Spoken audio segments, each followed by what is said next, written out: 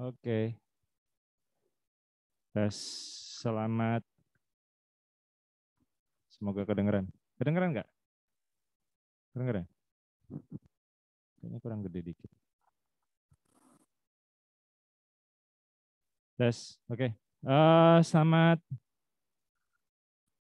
pagi rekan-rekan mahasiswa. Selamat pagi, siang, malam buat teman-teman YouTube. Saya ulangi lagi, saya Gunawan Tanuwijaya, Gunte dari UK Petra. Ini kelas KKP Desain Inklusi. Minggu lalu kita udah mulai bahas teorinya desain inklusi ya, walaupun pendek, terus kita main game. Kita sekarang ulang sedikit, atau bukan ulang sedikit ya, merecap sedikit, terus mungkin juga nanti masuk ke UAS kalian. Kan kemarin ada pertanyaan, UAS-nya kayak gimana sih gitu ya. Ada yang bingung, oh ukurannya berapa, dan lokasi di mana, dan sebagainya ya. Tapi intinya saya mau coba jelasin beberapa hal yang nanti bakal mempengaruhi kesibukan kalian di merancang 6 dan sebagainya gitu ya. Nilai UTS belum saya masukin, minta maaf. Tapi yang udah pasti kelompok yang 1A, ya semoga yang satunya juga A. Ini sekilas KKP Desain Inklusi ya. Kan kemarin udah tahu kita 4 SKS, semester 5 atau 6. Dosen pengampunya ini masih kemarin, ini yang semester lalu, sorry belum diganti. Semester ini ada perubahan sedikit, Pak Bu Arina, Pak Tutus, Pak Atung tetap. Ibu Dr. Joyce ini bukan Bu Joyce Marcella Lawrence ya. Ini Joyce dari PU. Bu Saraswati lagi sibuk, tapi pasti bersama kita. Pak Faisal Rusdi nggak jadi.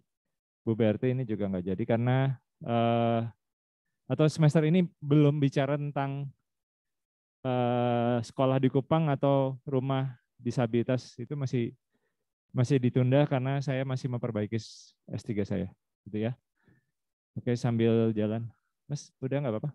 Udah, boleh. Ini sambil jalan, minta tolong ya, Mas. Saya bilangnya hibrid sih.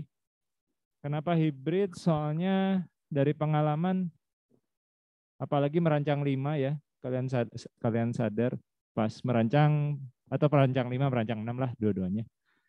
Kita tuh sangat sibuk dengan tugas biasanya. Oh iya, satu lagi mata kuliah saya biasanya hari Jumat. Nah itu, hari Jumat setelah jam 2, pikirannya udah di merancang, masuk kelas malas ya kan, jujur aja. Interaksinya sih tetap saya paksa untuk masuk kelas ya, tapi makanya saya bilang hibrid. Jadi ada luring, ada hibrid, ada daring. Kita nggak boleh daring 100%, nggak boleh, ya kan? Suratnya Pak Rektor nggak boleh daring 100%. Kecuali ya beberapa magister yang nggak perlu lah ya. Tapi kita harus hibrid, gitu ya. Terus tujuan pembelajarannya adalah mampu melakukan riset sederhana dan mampu menyusun desain arsitektural. Ya ini yang nyusun sebenarnya Profesor Evi yang sekarang sudah bersama UC. Jadi ada dua, waktu itu Profesor Evi membuat satu riset soundscape untuk tunanetra gitu ya, contohnya seperti itu. Jadi kita outputnya kayak Medpen, ya. Metode penelitian udah lulus, beres, Medpen kan. Nah, bikin proposal, riset, terus bikin data collectionnya seperti apa dan sebagainya. Itu zamannya Prof Evi. Nah, zaman saya sebenarnya waktu itu sempat mau ngalokasikan satu tim untuk bantu saya desain riset trotoar, tapi kalau satu trotoar dua library nanti nggak balance ya, maksudnya nggak, beratnya nggak sama. Ya udah saya rubah semua jadi library semua ya. Dan saya maunya menyusun desain arsitektural sederhana. Nah, jangan dibayangkan kalau KKP itu jangan dibayangkan satu perpustakaan Petra lantai 7 gitu ya.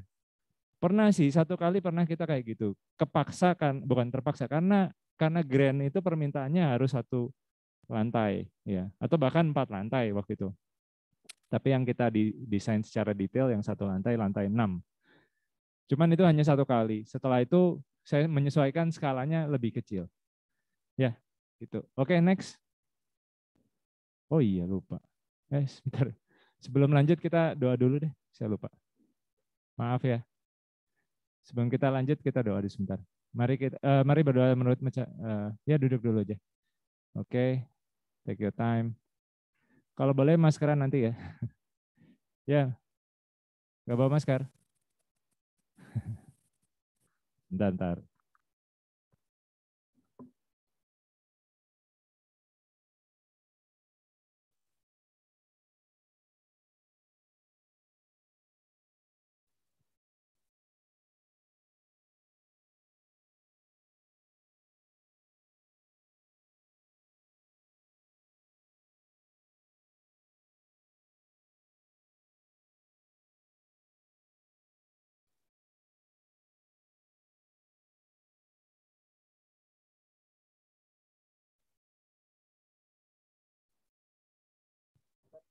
Sebelum kita lanjut kita satu dalam doa. Silakan berdoa menurut kepercayaan masing-masing.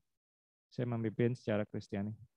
Tuhan, terima kasih untuk pagi hari ini kami boleh kuliah bersama desain inklusi. Tuhan pemimpin supaya penjelasan kami akan lebih jelas dan juga rekan-rekan bisa mengerjakan tugas UAS dengan baik.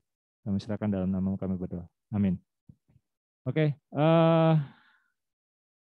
ya saya nggak akan baca CPMK-nya satu persatu ya. Kalian nanti bisa linknya nanti saya bagikan setelah ini ya. Jangan panik. Atau rasanya kemarin udah saya bagikan linknya ya semuanya ya. Belum? Belum ya, baru PPT tertentu aja ya.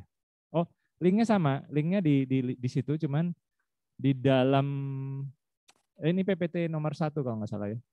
Nomor 2. Ya, jadi kayak gitu. Ini PDF nomor 2 rasanya. Ini CPMK-nya, indikatornya, bla bla bla. Saya nggak bahas satu-satu. Cuman lihat aja gini, tugas 1 diskusi, ya tugas 2 tinjauan gitu ya. Jadi ini kira-kira seperti ini. Nah, dan ada sedikit perubahan juga karena kita menemani alumninya YPAB. Nah, jadi tinjauan kepustakaannya kita rubah.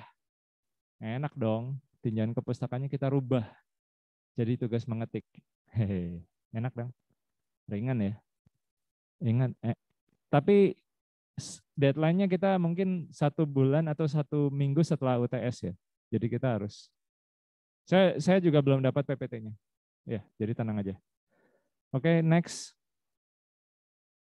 Atau yang sisanya nggak usah dibahas detail ya. Pokoknya itu kalian baca indikator CPMK-nya harus ngapain, tugasnya apa gitu-gitu ya. Mungkin kita ke PPT 3 aja deh. Oke.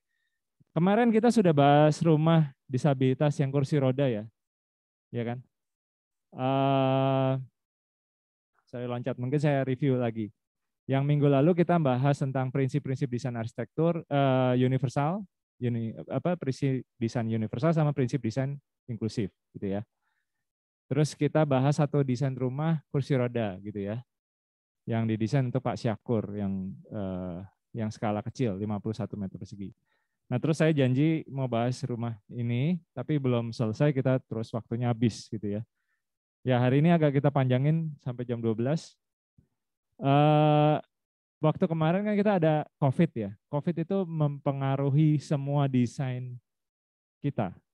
Sekarang sih sudah enggak ya. Maksudnya bukan enggak ya. Maksudnya tidak semuanya harus seperti itu. Tapi menurut saya ingin membagikan desain yang saya buat sama Pak Yona dan tim. Ini waktu itu kami buat pada zaman COVID lagi parah-parahnya. Dan ini ada di buku saya yang baru, buku kedua saya. Ukurannya tanahnya 12 kali 30 gitu ya. Terus asumsinya 3 orang yang tinggal. Seorang wanita lanjut usia, biasanya kan mama kita atau papi kita itu kan saat mereka tua ikut sama anak-anaknya gitu ya. Jadi saya asumsikan seperti itu. Hanya pasangan yang muda ini tidak punya anak, asumsinya seperti itu. Kalau punya anak pasti soalnya lebih gede lagi tanahnya. Terus kedua juga saya pikir rumahnya udah cukup besar. Terus kita punya beberapa konsep: mengontrol akses untuk tamu, memisahkan area publik dan privat, mengontrol akses ini maksudnya membatasi tamu masuk ke dalam rumah. Ya. Zaman dulu atau zaman COVID kan kita belum punya vaksin. Ya, kalau ada tamu yang kena COVID, bahaya masuk ke dalam rumah, seluruh rumah bisa kena COVID. Nah, itu makanya kita pisah, area publik privatnya juga kontrol aksesnya, terus area publik privatnya juga dipisah. Ada area pembersihan, ya, terus kamar mandi, sama menciptakan lebih banyak ruang hijau. Nah, kenapa saya pikir yang ruang hijau dan ventilasi ini tetap penting, karena mungkin yang lain udah nggak perlu ya. Kita kemarin ngobrol di taman bacaan atau taman apa di 11 question udah mungkin pengennya buka masker aja gitu ya. Beberapa orang di Petra juga dosen atau ini sudah nggak pakai masker gitu ya di kelas. Tapi yang saya tetap bayangkan adalah kita harus jaga eh, apa karena pandemi ini belum selesai ya. Yang kedua juga mungkin di masa depan ada pandemi lagi. Jadi rumah yang kami ciptakan ini mungkin bisa menyikapi atau bisa menjawab kebutuhan pandemi kalau terjadi lagi. Ya, next. Dan sebenarnya nggak fix juga harus dipisah 100%.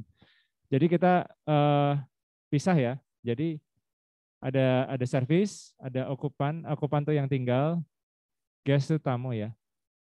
Dari luar mereka akan dipisah.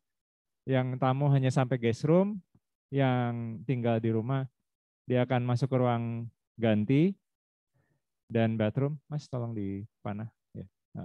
Yang diulang ya, yang guest room akan masuk sampai hanya guest room aja. Jadi hanya ruang tamu aja. Ya. Terus yang tinggal di rumah dia harus ganti baju dulu ya. Oke. Dia akan ganti baju dulu, baru dia mandi, terus kemudian masuk ke ruang tinggal. Yang cleaning dipisah. Jadi cleaning koridor, terus kemudian dia ke belakang. Ya. Asumsinya misalnya kayak pembantu rumah tangganya tinggal di luar gitu, kemudian dia hanya bantu-bantu aja di daerah dapur. Oke, next. Nah ini denahnya, saya kasih logo SCIA karena memang hak ciptanya SCIA, sorry. Kalau yang mau magang di SCIA atau di Samaya, nanti saya bisa kasih kontaknya atau kontak ke Pak Steven Yona, ya kan? Yang satu itu adalah ditunjuk aja. Oke. Yang satu tuh tempat parkir, ya. Terus kemudian dia masuk ke sebelah kanan ini. Ini ada remnya. Ya itu ada remnya. Kemudian dia masuk rem, kemudian ke ruang nomor 2. Dua itu ruang tamu. Ya. Nah di ruang tamu itu ada jendela fix, gitu ya. Sebenarnya bisa dibuka sih, cuman kami asumsikan selama pandemi dia di fix dulu, atau dikunci dulu. Ya, jadi modelnya kayak kita jendela ini di belakang kan dikunci kan. Padahal dia bisa dibuka sebenarnya ya. Jadi dia dikunci, nanti kita lihat detailnya. Terus 3 itu tempat pembersihan. Jadi kalau orang jalan dari belakang, mungkin saya pakai tongkat ya. Lebih enak.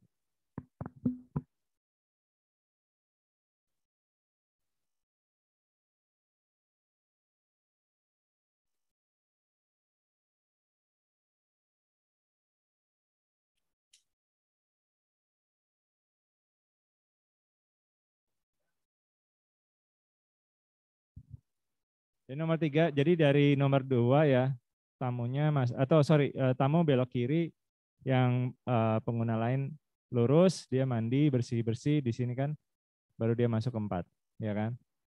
Ruang makan, tempat tinggal. Oke ya. Nah, ini yang bagian saya kenapa 5, 6 dulu saya bahas karena yang servis dia akan lanjut ke nomor 5.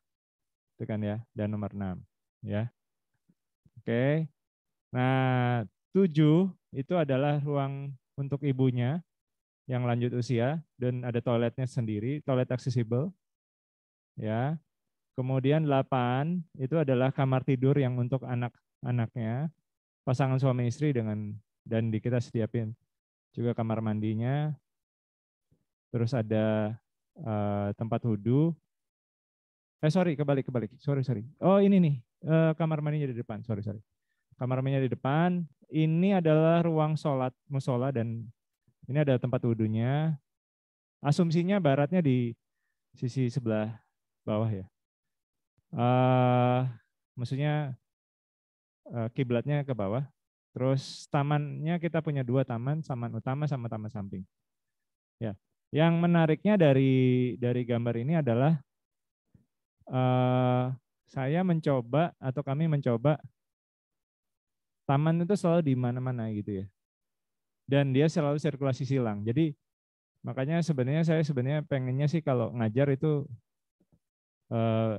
jendela dan pintu dibuka gitu ya. Tapi ini nggak bisa soalnya kita ada masalah sound system sama juga ganggu tetangga. Ini harus selalu cross ventilation. Ini jendela juga cross ventilation ke sini gitu ya. Dan kita dari depan juga cross ventilation ke dalam. Jadi selalu harus mikirin cross selalu gitu ya. Pak, ini kan zaman dulu Pak. Sekarang rumah-rumah kecil gitu ya. Next.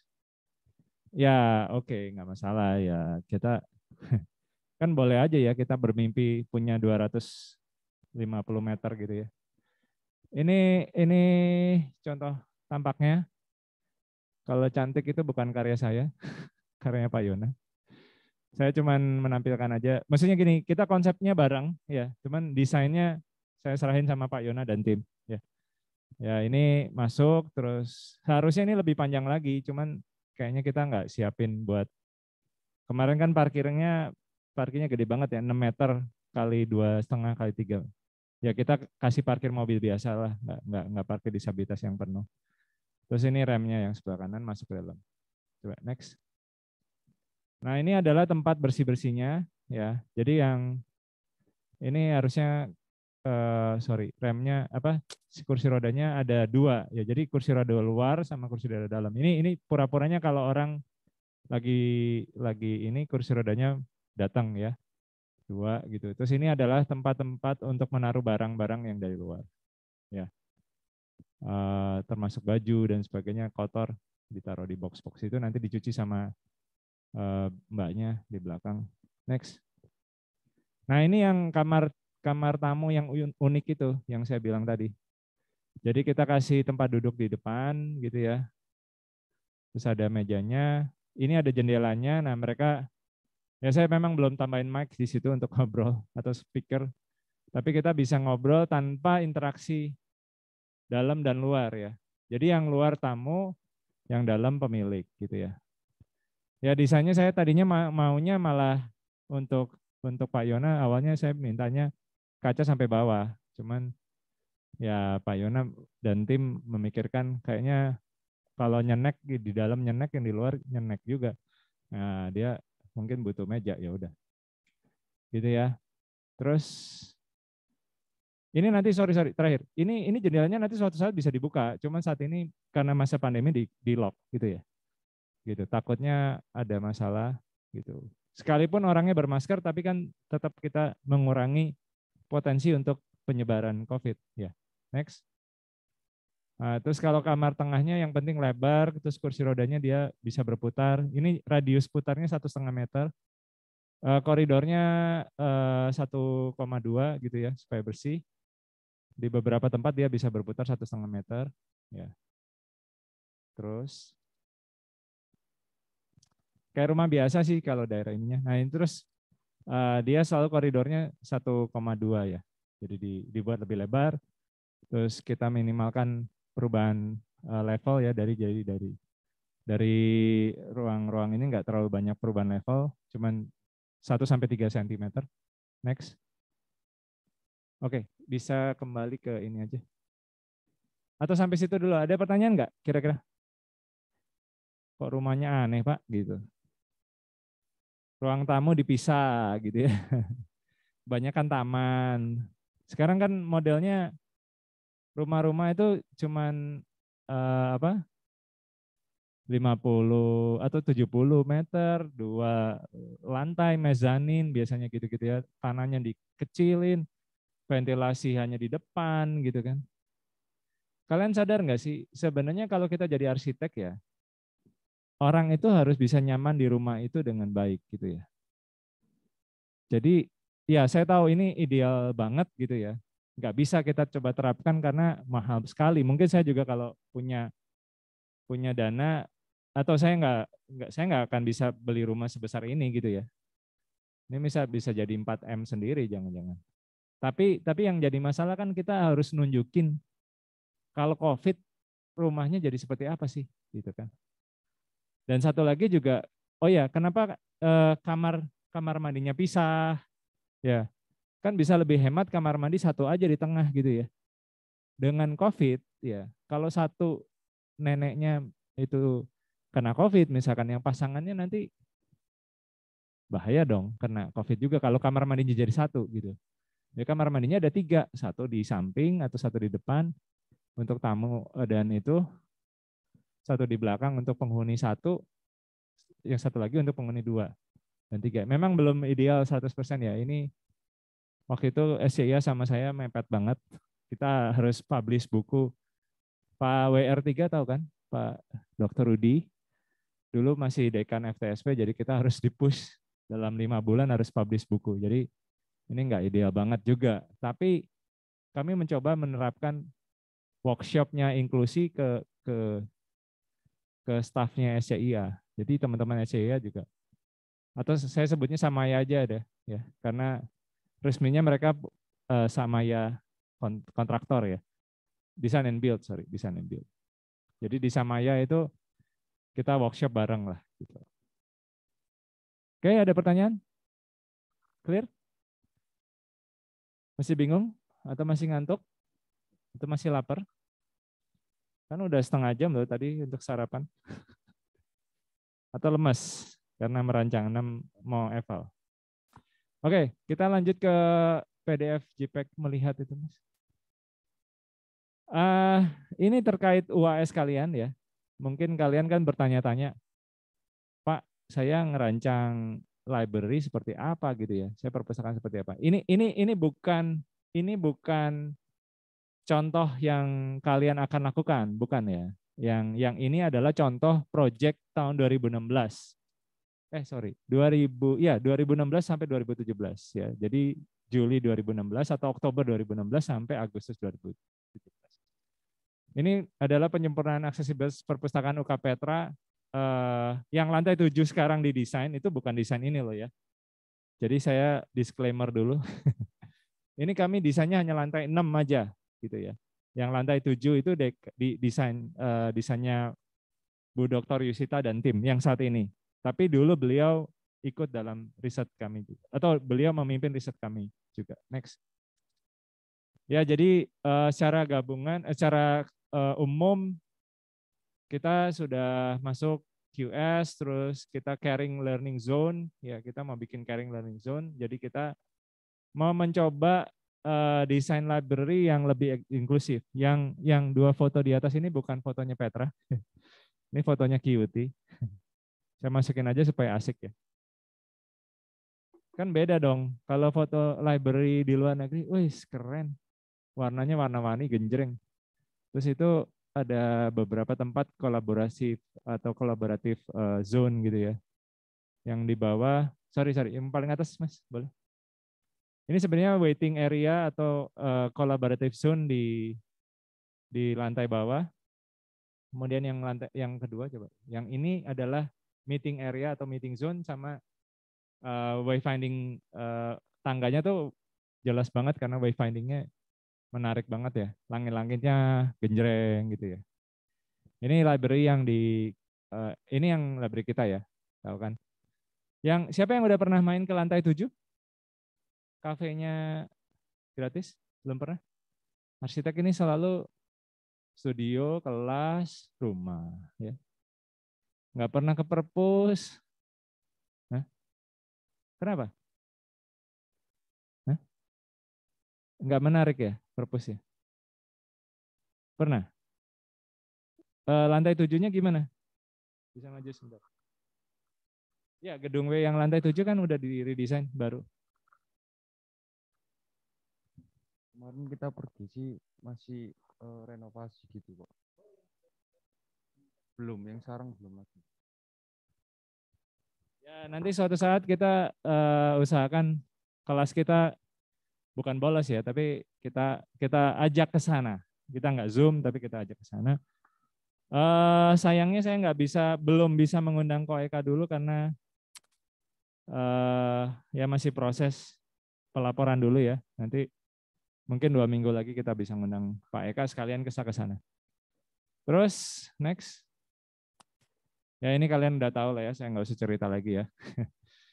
Gedung W di tengah, ini Surabaya, gedung W di tengah, terus kemudian ini lantainya 5, 6, 7, 8, tahu ya? Oke, jadi lantai 5, 6, 7, 8. Yang menantang adalah liftnya ada di eksternal, ada eksternal lift, tapi di internal kita nggak bisa naik. Kalau kalian lihat ya, dari 6 ke 5 nggak bisa, dari 6 ke 7 ke 8 nggak bisa. Jadi tantangan terbesar adalah ketika saya ngundang tamu disabilitas, kita hanya bisa ngumpul di lantai 6 aja. Itu yang tantangan. Oke. Next.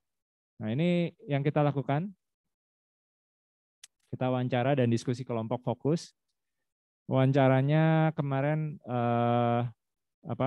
sambil jalan-jalan gitu kita ngobrol sama Ko Eka sama Pak Tutus. Ini Pak Ahmad Fauzi sebenarnya harusnya pas 11 question dia datang sama Bu Lili. Yang bawahnya Pak Tutus yang mungkin tahu kan ya.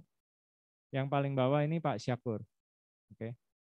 Beliau yang bantu kami juga di rumah tadi ya, rumah disabilitas yang minggu lalu rumahnya dengan asumsi desainnya untuk beliau ya. Nah, ini wawancara dan diskusi kelompok kita coba lakukan, kepala perpustakaan Budian, terus dosen dan beberapa yang lain kita wawancara, terus kita juga analisis data dengan deduksi.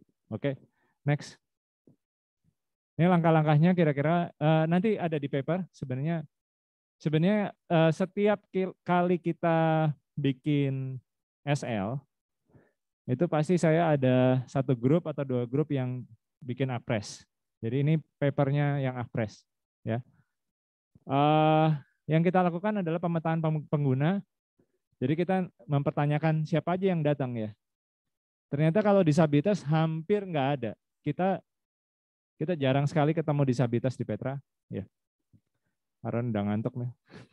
Aaron mau lari-lari dulu kan.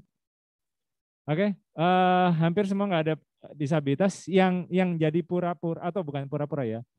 Yang disabilitas temporer yang kecelakaan banyak. Tapi masih banyak pakai krek ya. Kursi roda hampir nggak ada. Yang tunanetra kita baru punya 1 mahasiswa tunanetra. Jadi waktu itu ditanyain, ketua LPPM-nya nanya, ngapain kita redesign untuk disabilitas? Ada berapa banyak disabilitas di Petra? Terus gimana? Perlu nggak di redesign? Orang pengguna disabilitas yang nggak ada? Ayo Fias. Perlu nggak di redesign? Vin? Masa gua aja yang ngobrol, Vin? Ya, perlu di redesign nggak? Orang disabilitasnya nggak ada maksudnya. Kalau menurut saya mungkin beberapa daerahnya aja ya. Jadi kayak misal kalau yang kayak tadi Bapak cerita kalau misal ada mengundang tamu-tamu yang memang khusus buat disabilitasnya, setidaknya masih ada aksesnya buat mereka gitu loh Pak. Jadi nggak usah untuk keseluruhannya. Heeh. Nah ya kayak beberapa aksesnya aja gitu mungkin. Iya. Ada pendapat lain nggak, Aaron? Sabar. Ini YouTube, direkam dulu. Kalau saya juga setuju sih sama pendapatnya Kevin. Jadi kayak nggak usah semua gitu sih. Jadi ada beberapa yang akses tertentunya itu indikasi buat supaya disabilitas itu bisa memakai gitu. Oke, ada satu lagi kelompok kalian? Pan? Ayo komen, berani? Atau Dean?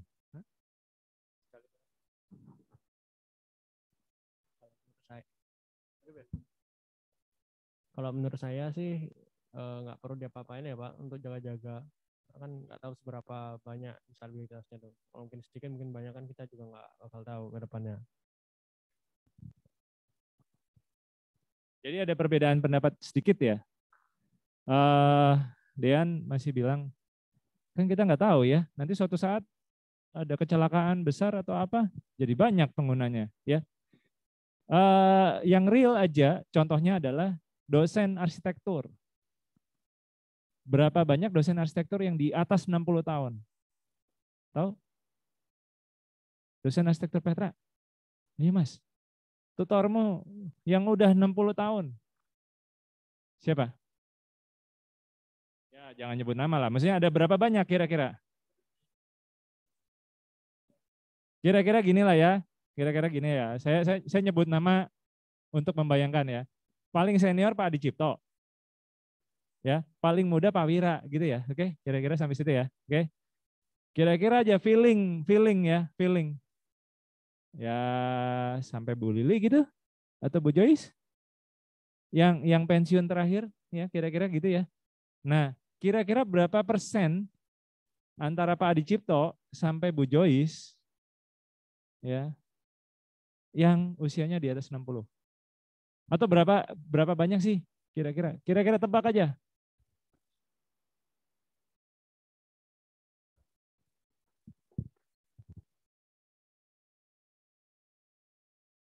30 mungkin, Mbak.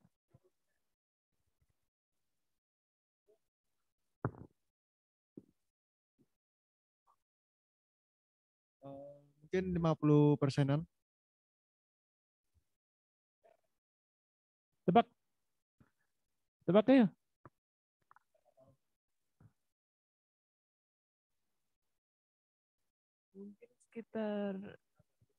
Mungkin sekitar 50 sampai 60%. Oke. Kalian sadar bahwa tutor-tutor kita atau dosen-dosen kita sebagian besar itu sudah di atas 60 tahun?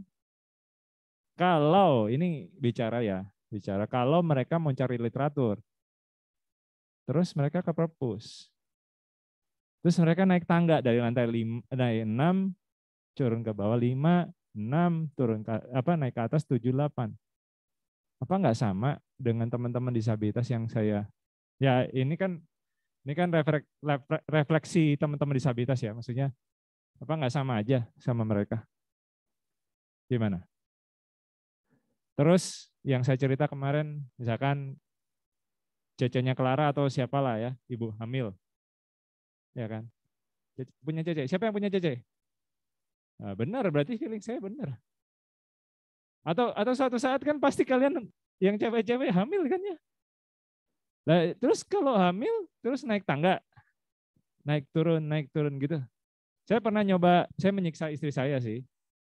Istri saya lagi hamil gitu, terus saya ajak yuk kita ke perpustakaan, coba naik 1 lantai. Engap dia, oh nggak saya paksa bawa buku loh ya, dia cuma nyoba, ayo naik sebentar gitu, turun sebentar. Ternyata kata dia gini, tangganya tuh nggak kelihatan, kakinya tuh nggak kelihatan karena kan hamilnya lumayan besar, udah hamil besar gitu ya. Kakinya tuh nggak kelihatan. Jadi patokan dia tuh harusnya railing. Jadi udah nggak bisa lihat. Itu satu. Kedua, apalagi bawa barang lagi, nggak bisa. Jadi ternyata disabilitasnya memang dikit. Ya, orang disabilitas, pengguna mahasiswa disabilitas, dosen disabilitas itu hampir nggak ada. Kecil sekali persentasenya. Sepetra 8.000 orang, disabilitasnya paling cuma 1 gitu ya. Yang tetap. Saya disabilitas temporer kan nggak bisa diatur, nggak bisa dihitung ya. Tapi warga senior, dosen-dosen senior kita banyak loh. Kita tadi baru bilang arsitek sekitar 50%. Sipil, sastra Inggris. Ya, yang lain sih masih muda ya, karena DKV, interior dan sebagainya itu masih rata-rata dosen-dosennya baru 50-an lah. Tapi yang 3 jurusan, 4 jurusan yang paling besar, paling ekonomi juga masih 40 tahun ya. Jurusannya masih 40 tahun. Tapi sipil, arsitek sama sastra Inggris kita punya 3 jurusan yang senior-senior semua gitu ya. Ya relatif ya, kalau dosennya malas baca buku ya sudah ya, nggak masalah kan. Ya. Tapi kita punya Pak Bisatya tuh rajin loh ya, misalnya contoh, sorry. Saya harus nyebutin nama. Pak Bisatya tuh rajin ke perpus loh dulu. Karena dia sering baca buku, terus dia ngembaliin buku gitu. Jadi kita harus membayangkan juga orang-orang senior. Ya. Terus dokumentasi aksesibilitas perpustakaan. Tenang aja, untuk UAS kalian dia nggak usah bikin gini ya. Oke, nggak separah ini. Cuman saya harus bikin satu asumsi ya.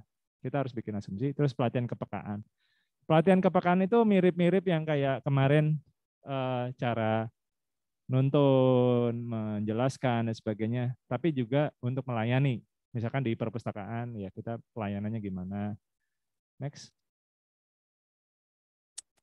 Terus kita lakukan desain inklusif karena keterbatasan tadi ya, seperti tadi Kelvin bilang, kita maunya redesign satu lantai semua. Tapi endingnya masih kita butuh satu detail aja. Ya kita desain inklusifnya sih satu lantai sebenarnya. Ya, cuman kita fokuskan satu daerah namanya pojok bantuan. Ya. Nah, yang redesign ini, yang desain ini desainnya dari interior. Bu Shirley De Jong, Bu Dr. Yusita sama Bu Shirley De Jong. Ya, Bu Dr. Yusita meredesain semuanya. Saya meredesain layout umumnya, ya, secara keseluruhan. Ya 3D-nya memang nggak kelihatan di sini karena di PowerPoint ini saya cuman highlighting beberapa ini. Nah, yang menarik sama, kita selalu bikin market buat tunanetra. Jadi KKP Desain Inklusi itu pekerjaannya paling capek. Selalu setiap semester bikin market lagi karena yang dilayani tunanetra gitu kan. Tapi ya nggak apa-apa, kita menantang. Next. Ya ini para ibu-ibu yang ini Pak Atung. Bentar, ini Pak Atung, Pak Ali dari YPAB, kalian mungkin yang ke YPAB pasti udah. Oh, Pak Ali kemarin nggak datang. Ini Bu Desi. Ini yang ibu-ibu, saya mendatangkan juga yang ibu-ibu, Bu Olivia, Bu Dr. Arina, Pak Tutus, ini Pak Syapur. Ya, ini lokakarya desainnya, terus kita bikin program bantuan, terus kampanye kreatif. Untuk semester ini tidak sekompleks ini ya. Untuk semester ini nggak sekompleks ini. Kampanye kreatif misalkan gitu, kita sudah pisahkan Abimas terpisah ya. Untuk mencoba bikin layanan ini, kita semester ini belum dulu karena saya sibuk S3 dan juga kalian sibuk merancang 6. Kalau misalkan di plot hari Jumat ngantar-nganterin salah satu alumni YPAB, mau nggak? Belum tentu bisa juga gitu ya. Jadi kita masih in the middle of, oh ya satu lagi kita lagi mau melayani YPAB, jadi memang fokusnya memang bukan ke perpustakaan Petra ya. Ya jadi memang tahun ini masih YPAB. Terus next. Terakhir, ya ini kita punya, kalau kalian datang ke itu, ada assistant corner di paling belakang. Ya, kita udah bikin seminar, kita bikin sosialisasi ke SLB siswa budi, ya. Jadi kita udah lumayan lah. Jadi 2017, oh sorry, bukan 2017, cuman market aja yang jadi. 2018 Budian udah bikinin assistant corner, tapi kita nggak punya pengunjung, ya. Terus kita bikin seminar dan sebagainya, promosi lagi. Next. Nah ini yang hasilnya kira-kira kayak gini ya. Ini assistant corner, nanti mungkin suatu saat kalau kalian ke perpus lantai 6, cari assistant corner yang paling belakang. Jadi kira-kira posisinya masuk ya, terus dia paling ujung set gitu, paling ujung. Ini kira-kira 3D-nya, awal 3D-nya, ini final 3D-nya. Ya agak berbeda ya, di final 3D-nya kita lebih, ini dibantu sama UPFK, jadi desainnya lebih cocok untuk kursi roda. Ya. Next, mungkin ini cepat aja. Nah, yang menarik adalah kenapa yang makainya sedikit, cuman 5, mungkin kurang. Ternyata gini, kalau ada assistance corner untuk disabilitas gitu ya. Oh sorry, ini saya lupa ngomong.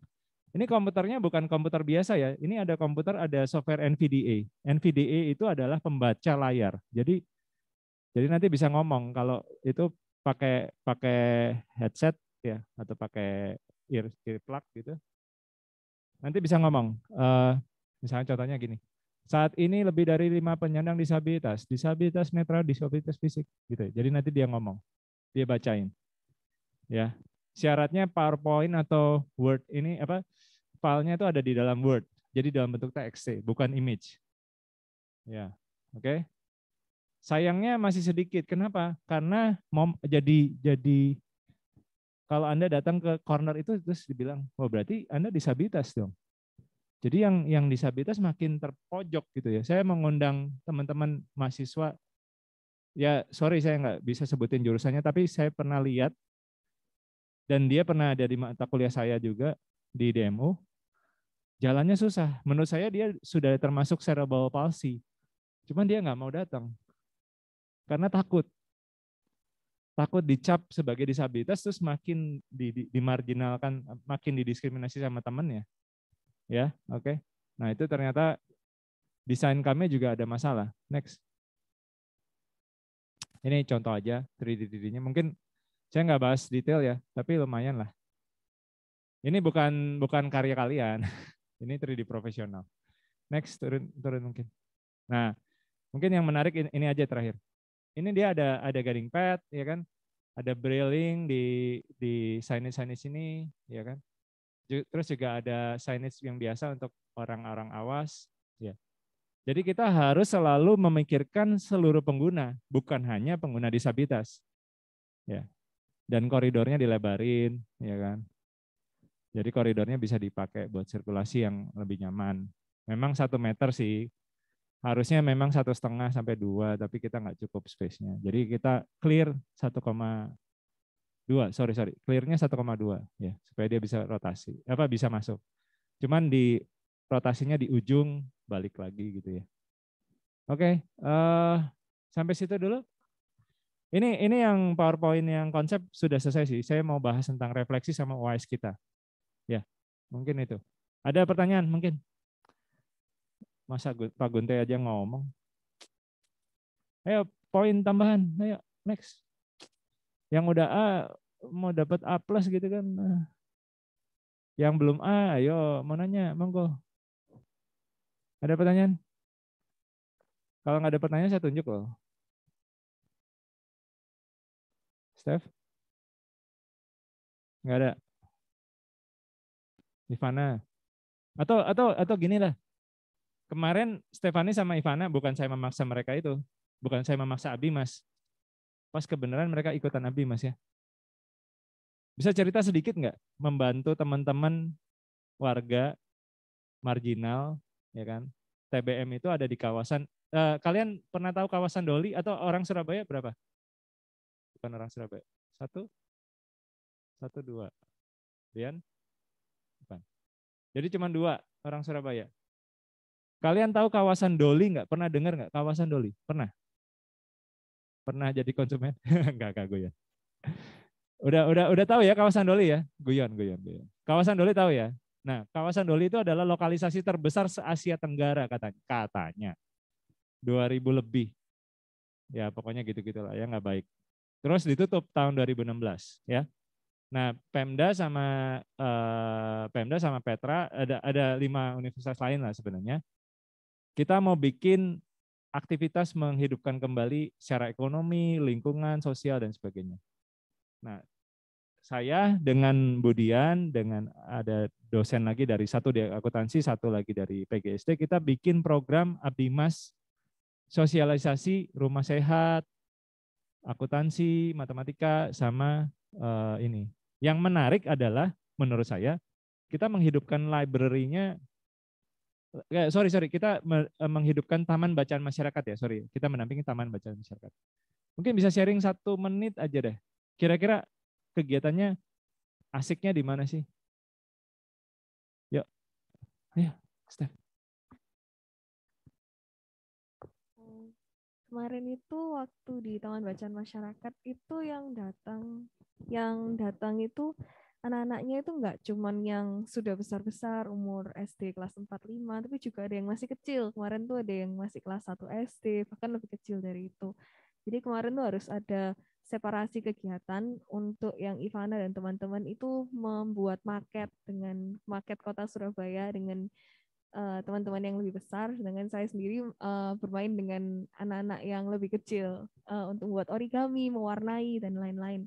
Kalau refleksi saya sendiri dari yang bersama dengan anak-anak kecil itu, mereka itu bersemangat gitu untuk bermain dan belajar main buat origami perahu, buat origami burung, buat pesawat itu sangat bersemangat untuk untuk belajar.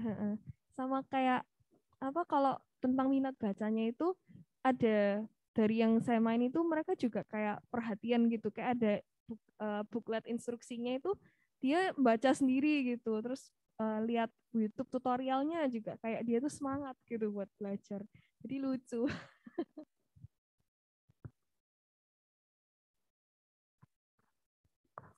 Kalau September ada lagi? Kak Guyon. Kalau saya kemarin bantu untuk anak-anak yang agak enggak, tapi ya, bantunya membuat kayak market gitu. Terus asik sih kayak yang saya bantu mungkin anaknya sekitar kelas 1 SD, 2 SD. Itu jadi mereka telaten sih. Mereka telaten terus kayak senang aja kayak berkreasi kayak setelah kayak gunting-gunting, mewarnai kayak serunya di komunikasi sih. Kalau mereka kan kayak suka berceloteh lah, kayak suka bercanda, ketawa-ketawa, kayak tanya-tanya itu aktif anak-anaknya. Jadi serunya di sana.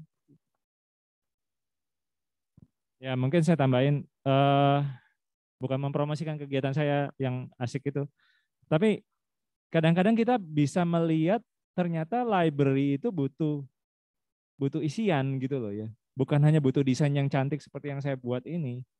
Ya. Dan mungkin juga di library kita juga dengan disabilitas. Oh ya, sorry.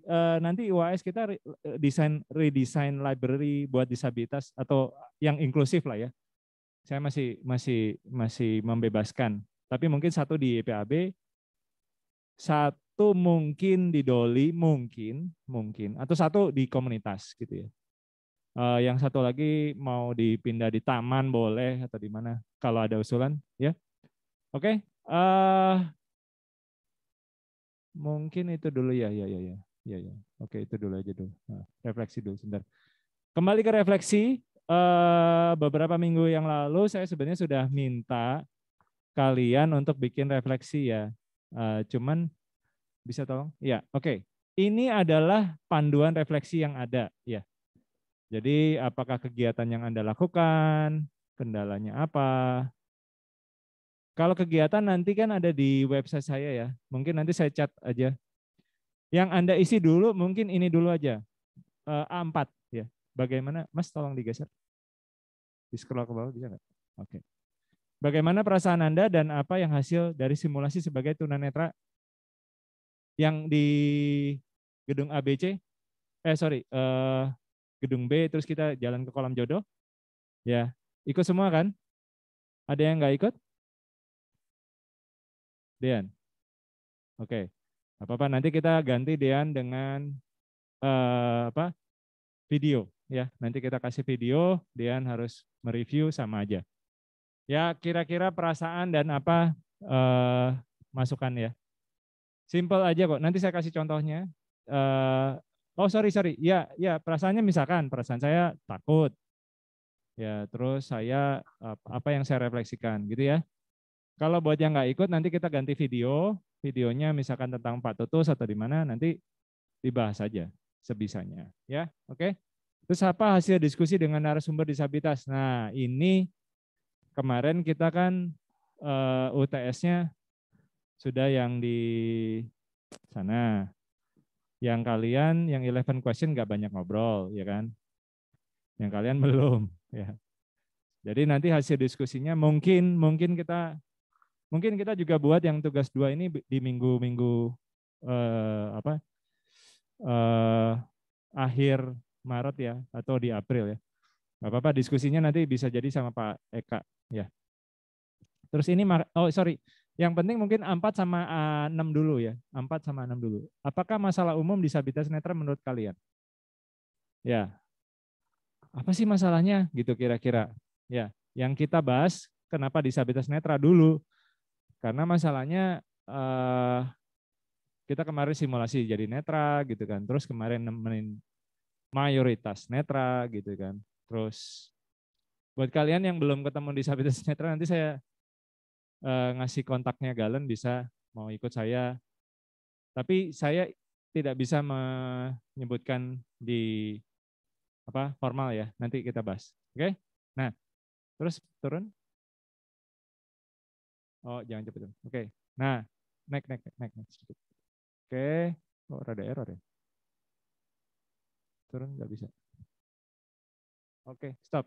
Jadi bagaimana pendapat Anda tentang komunitas yang kita layani? Yang ini YPAB, yang 11 question berarti alumninya YPAB gitu kan. Ada Bu Arina tapi kan dia cuman ini aja. Yang teman-teman mungkin lebih ke arah Pak Eka ya kali ya. Pak Eka sama nanti mungkin Galen ya. Mungkin dari alumni YPAB. Terus bagaimana pencapaian tujuan Anda, faktor-faktor yang berhasil atau enggak. Misalkan saya kan bikin ini kita bicara mungkin ini untuk UTS dulu ya. Pencapaian tujuan Anda untuk UTS dulu ya. Ya, nanti yang UAS kita tambahin aja pas belakang. Ya. Terus pelajaran atau gini deh, daripada jauh-jauh kita stop dulu. Kita lihat contoh kakak kelas kalian. Stop. Ini aja. Ke yang depan. Ya. Ini contoh agak beda sedikit sih ya. Yang punyanya C Sivania ini totally different. A1 A4 A5 A6-nya ganti. Karena kan waktu itu saya belum pakai SIM OBE ya. Ini masih yang kakak kelas kalian. Tapi ini contoh apa yang diharapkan. Sorry bahasa Inggris karena waktu itu kita proyeknya dalam bahasa Inggris. Ya. Sekarang mau bahasa Inggris juga boleh. Kalau mau. Tinggal disepakati aja. Enggak goyan. Enggak usah ya? Enggak usah, oke. Wong Jawa iki yo. Wong Indonesia gitu ya. Jadi kita bahasa Indonesia aja. Oke. Jadi contohnya from this course I expect that I can get to learn more about disabilities. How to make disabilities to have the same things like normal person. Knowing about ini salah ketik. Knowing about their problem and answer it with architectural design. Jadi ekspektasi ya. Terus aktivitasnya apa gitu-gitulah ya. Jadi sama. Coba Mas turun sedikit. Nah, ini obstacle-nya ya, mungkin naikin sedikit. Naik. Gak apa-apa, naik lagi. Yang aktivitasnya nggak perlu. Naik dikit juga. Iya. Ya, oke. Ini contoh hambatan ya. Terus variable expression-nya apa? Agak sedikit beda sama yang A4, A5, A6 karena memang saya kayak saya insert, saya tambahin. Dan itu kalau kalian baca A4, A5, A6 ada tugas 2, tugas 1, tugas 3, tugas 4 itu ada nilainya masing-masing. Ya, di samping juga UAS kalian. Oke, mungkin sampai situ. Ada pertanyaan? No news is good news. Ayo balik lagi ke. Kalau no news berarti kalau nggak ada nanya berarti go itu ya, yang ke itu. Yang ke. Webnya tadi mana? Ini. Oke. Sorry ya.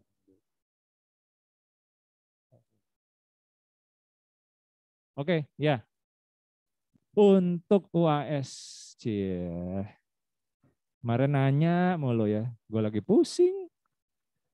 Pak Gunte itu lagi revisi S3. Terus yang satu nanya, Pak kapan Pak kita UAS Pak? Pak kapan kita? Gue kasih UAS-nya nih, oke?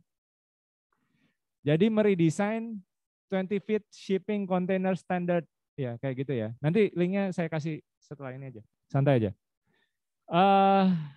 Asumsikan, enak loh, cuman kecil loh. 20 feet itu paling, ya pokoknya kalau kalian ke kafe-kafe itu kan sekarang lagi modelnya dapurnya pakai ini ya, gitu ya. Satu kontainer gitu ya. Kontainernya kecil kok, cuman 20 feet ya. ukurannya sebentar. Ya, pokoknya 20 feet kan. 20 feet kan berarti 20 kaki. Ya. 6 meter kurang. 6 meter, lebarannya itu cuma 2,7 atau 2,8. Ya. Terus kemudian tingginya sekitar 2,1, 2,2. Pendek, panas, ya kan? Menantang. Kalau dikasih, Pak, boleh nggak dikasih atap lagi? Saya nggak masalah. Cuman kontainer ini harus bisa dipindah. Someday, ya nggak, bukan dikasih roda terus digerolongin gitu ya, bukan didorong gitu, enggak. Seperti ini, enggak kayak gini, enggak kayak gini, enggak ya. Beda, bukan. Tapi maksud saya gini, suatu saat saya atau gini, kita punya proyek nih di YPAB taruh, jret, sudah.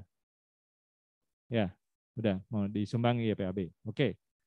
Suatu saat YPAB punya master plan baru, mau dirombak sekolahnya. Kalian nggak tahu ya? Nanti YPAB itu mau punya SD-nya di Tegalsari. Mungkin buat teman-teman yang belum pernah ke YPAB, YPAB itu adalah sekolah tunanetra yang kita dampingi selama kurang lebih 11 tahun, 10 sampai 11 tahun. Dan mereka mau mindahin SD-nya. Oh ya, saat ini Gebang Putih ya, di Gebang Putih. SMP-nya di Gebang Putih, tanahnya gede. Cuman SD-nya ada di Tegalsari. Dan SD-nya ini terlalu kecil. Mereka mau rencana relokasi ke YPAB. Ya kan? Jadi masalahnya apa? Kalau kita bikinin kontainer ini pakai bata, atau gini lah, kalau ini kita desain pakai bata atau beton, ternyata mereka suatu saat, kita redesain ulang ya. Terus gimana? Pakai bata men? Atau pakai beton men? Bisa nggak dirombak? Susah kan? Bayangin aja pinjam ya, pinjam. Misalkan ini taruh sini ya, bisa kan? Kalau kita mau pindah, oh Pak jadi ke sana, ya gampang. Pakai kontainer ya tinggal diangkat aja pakai kren dong. Set. Apalagi ini yang 20 feet enak, jadi dia masih bisa diangkat pakai kren yang kecil. Kalau yang ya nggak kecil banget ya, maksudnya masih bisa diangkat ya. Coba bayangin kalau dia pakai beton, dia udah fix dengan fondasi-fondasinya. Berarti kamu harus buang struktur itu, dihancurin, dipindahin, buat lagi baru. Makanya ide saya adalah inklusi itu harus bisa juga movable. Jadi yang kita coba hasilkan itu juga adalah yang transportable structure juga. Kenapa? Satu lagi juga saya lagi mimpi ini kita taruh di TBM di Surabaya Barat atau di mana lah, selatan, nggak tahu ya. Kita kan nggak tahu. Oke, mungkin TBM-nya juga dekat sama sekolah tunanetra atau dekat sama sekolah disabilitas misalnya kayak gitu. Ya, asumsi lainnya. Nah, ini contoh yang SketchUp-nya, Mas tolong diklik kanan. Oke. Ini ada SketchUp-nya. Atau kalian terserah lah, cari SketchUp model yang udah jadi juga boleh. Cuman saya maunya nggak hanya redesign interiornya ya, tapi kalian pikirkan benar. Di YPAB, tantangan terbesar adalah banjir. Jadi kita harus naikin sekitar 1 meter kalau bisa. Kalau teman-teman ke sana kemarin, ya, itu ruang beberapa ruangnya itu udah terendam beberapa kali. Jadi kendalanya itu juga harus lebih tinggi. Sorry sebentar. Mungkin tunjukin sebentar yang ini. Atau Alt dulu deh, Ctrl Alt. Yang ini dulu.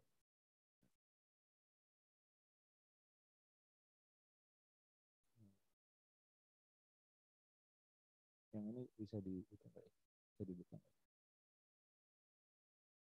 Oke. Turunin sebentar. Ini contoh. Ini contoh terus turun. Ini contoh desain sekolah ya. Ini enggak transportable ya. Ini enggak terus next. Ya mungkin mundur sedikit. Jadi kira-kira kan sekolahnya di sebelah depan. Kita nanti ada intervensi mungkin di sisi belakang. Ya ini ada kolamnya, saat ini masih ada kolam, masih ada GSG. Ya, kira-kira kayak gitu. Ini contoh aja, next. turun ke bawah. Itu nggak perlu, turun. Kalau dulu ini untuk PPAR ya, jadi bukan sedetail kalian. Next, yang dari denanya aja deh. Yang dari perspektif, turun terus. Jadi kita bikin kelas modular juga. Oke, mundur sedikit. Nah, ini dia ada RAM 1:20 ya. Mungkin perspektif yang lain. Kita naikin ya. Dari lantainya kita naikin. Cuman kali ini kita mintanya 1 meter naik. Selamat membuat rem. Ya kan? Menantang. Remnya 1:10 aja, nggak usah banding 12. Nggak usah banding, nggak, ya bukan saya nggak mau, tapi maksudnya kita banding 10 aja lah. Atau 12 deh, ya kita sepakati 1:12, turun lagi. Ini ada potongannya sedikit. Oh nggak ada, oke, stop aja.